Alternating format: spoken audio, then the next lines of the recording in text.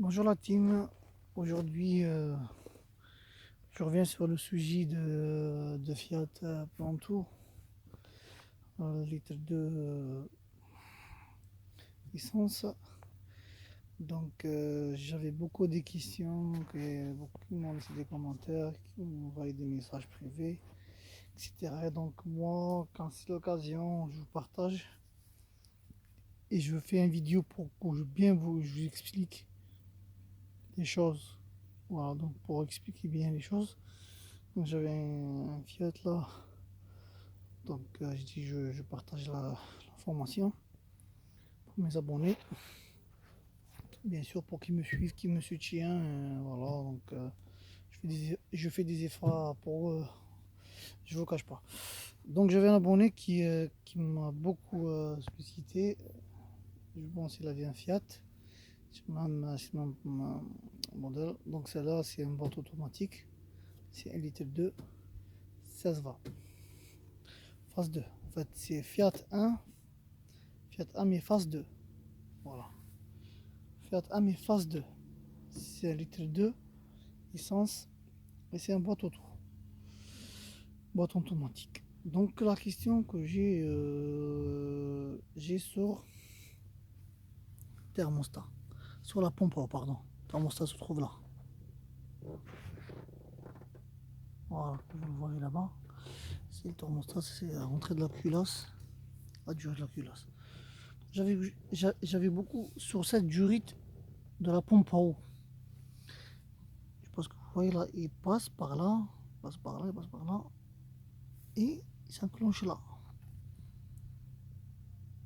Ici là. Donc ce clip là vers la pompe à eau. Donc la pompe à eau, elle se trouve là. Elle est là la pompe à eau. La pompe à eau, elle est là.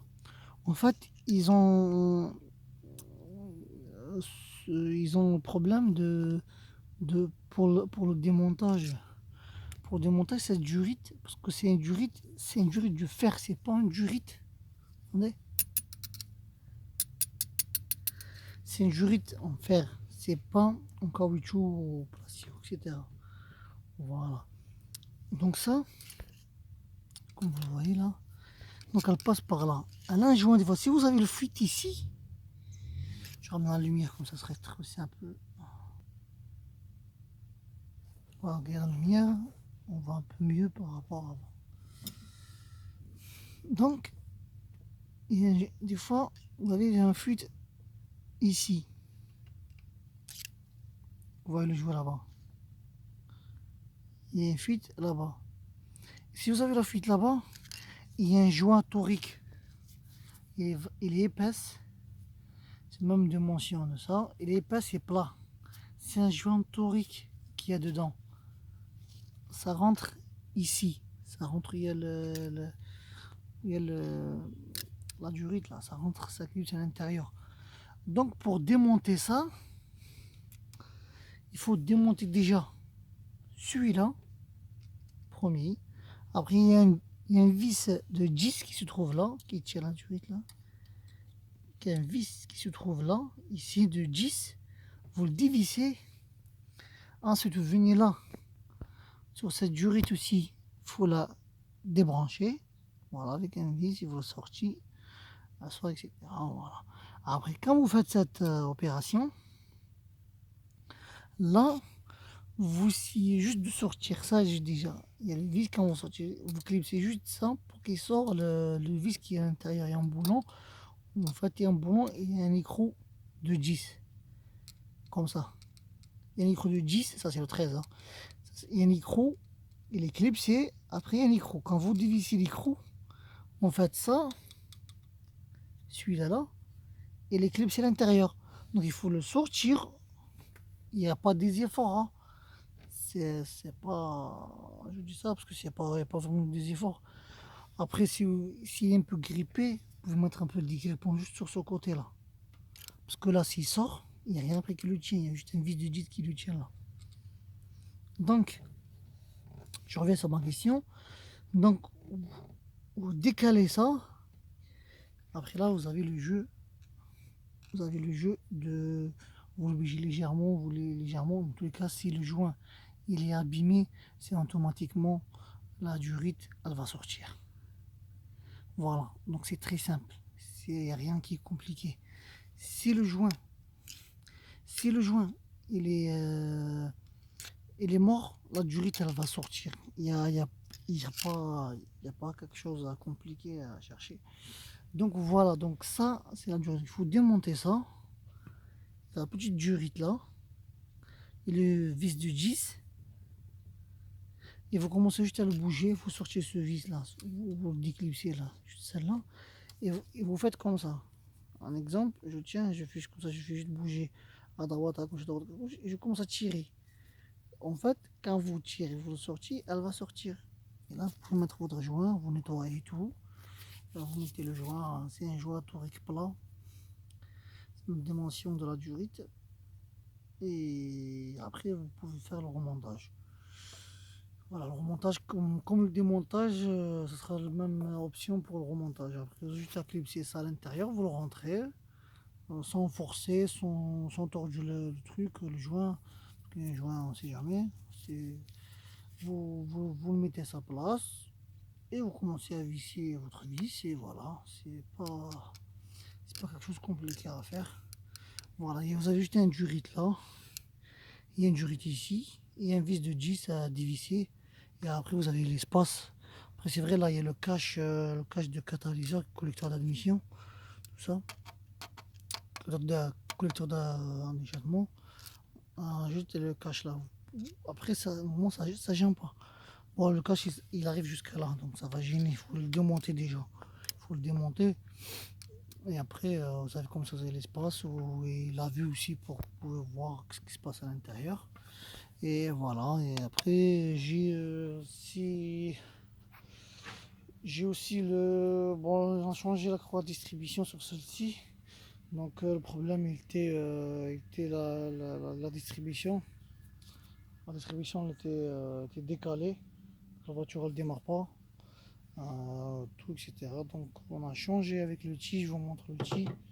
Comme ça, si vous êtes intéressé, après vous n'hésitez pas si vous avez des questions pour le calage de la distribution. La distribution, n'hésitez pas de m'envoyer des messages ou vous laisser un commentaire. Je vous explique comment ça marche, la procédure. Donc pour le calage, il y a celle-ci là et celle-ci là. Donc on a, comme vous voyez, on a tout changé là. On a tout changé, joint kibiteur, joint qui là aussi. Après je suis vraiment désolé parce que je n'ai pas le temps pour filmer, j'étais seul donc c'est un peu compliqué après avec le moyen, avec votre soutien. On peut investir des grands outils, c'est pour téléphone, etc. Et voilà, peut-être si on voit un peu de soutien de votre part, de partager, de liker, etc. Donc, le tirage pour le calage, la distribution. Fiat Punto, tous les moteurs à litre 2. Après, vous avez le code moteur, je vous le dis de suite là, le code moteur. C'est 188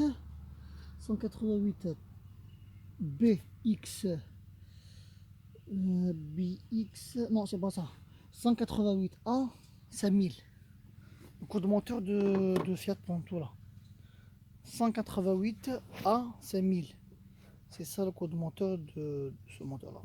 Voilà. Donc pour l'outillage, si vous avez des questions pour le calage de la distribution, si vous avez des questions, n'hésitez pas à me contacter. Je vous montre le calage. Ça c'est le calage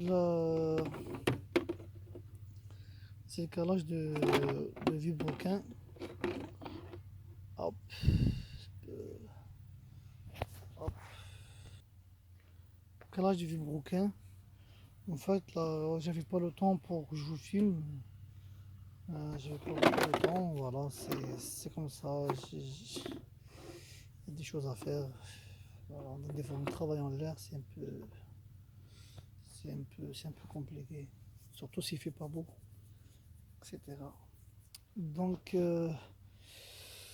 Pour la cage de distribution, ça c'est côté vibroquin. Côté vibroquin pour le calage du vibroquin en bas. Donc vous avez ça, ça va sortir sur la cloche, sur le pignon. Pignon du vibroquin en bas. En fait, ça se met comme ça sur le pignon. Comme ça, vous mettez les vis et là, ça sera le calage. Tac, voilà. Après, côté abracam. Côté abracam, c'est ça. Il vous faut deux outils en même temps. Allez. Oula, c'est un peu galère avec deux mains. Avec un main, c'est un peu galère. Donc là, vous avez ça pour le calage, les amis. Donc ça se met là. Vous le vissez. Tac, tac. On enlève la bobine d'allumage avec la bougie. On rentre ça sur les deux pistons. Le premier et le deuxième. Donc on mettra là, celui-là. On mettra ici. Pardon, je ne filme pas là très bien là, parce que je vois juste là devant. Ça, on le mettra ici. Et le deuxième, on le mettra là. Il faut que ça soit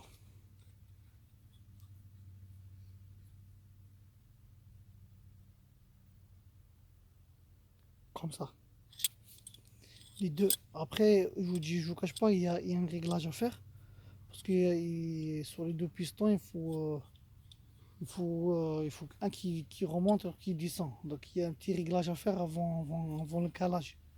Après, avant ça aussi, il y a côté abracam qui se trouve là. Pour, sur les deux côtés, vous avez